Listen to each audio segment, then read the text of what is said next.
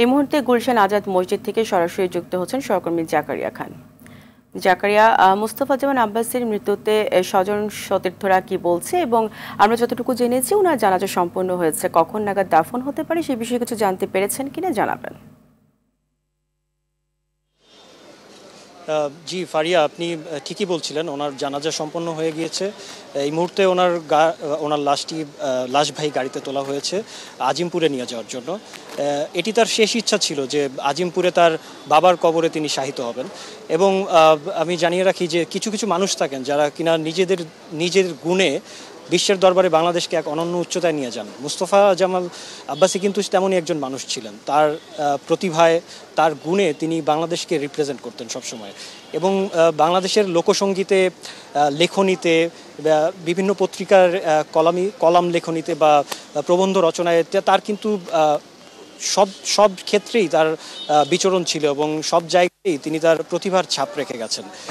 এবং যেটি আপনারা শুনছিলেন নিউজে, যে তিনি ভারতে জন্মগ্রহণ করেন, তারপর কলকাতায় তিনি বড় হন এবং তারপরে ঢাকা বিশ্ববিদ্যালয় থেকে BA MA পাশ করে তিনি কিন্তু তার কর্মজীবনে যোগ দেন। এবং তারপর থেকেই তিনি কিন্তু বাংলাদেশ নোটারি গবেষণা কেন্দ্রের তিনি পদে ছিলেন। তিনি কিন্তু বাংলাদেশ শিল্পকলার মহাপরিচালক হিসেবে নিযুক্ত ছিলেন।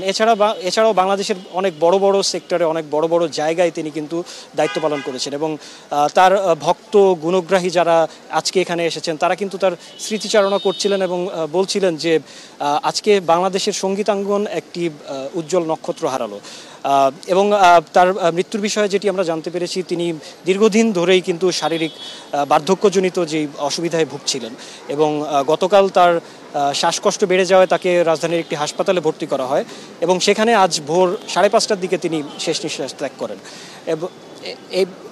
এবং এই মুহূর্তে দেখতে পাচ্ছেন যে লাশ নিয়ে যাওয়া হচ্ছে আজিমপুর কবরস্থানে তাকে শায়িত করার জন্য। এই ছিল আজাদ মসজিদ থেকে আমার কাছে মুস্তফা জামান আব্বাসীর সর্বশেষ খবর। জাকারিয়া, আপনাকে ধন্যবাদ।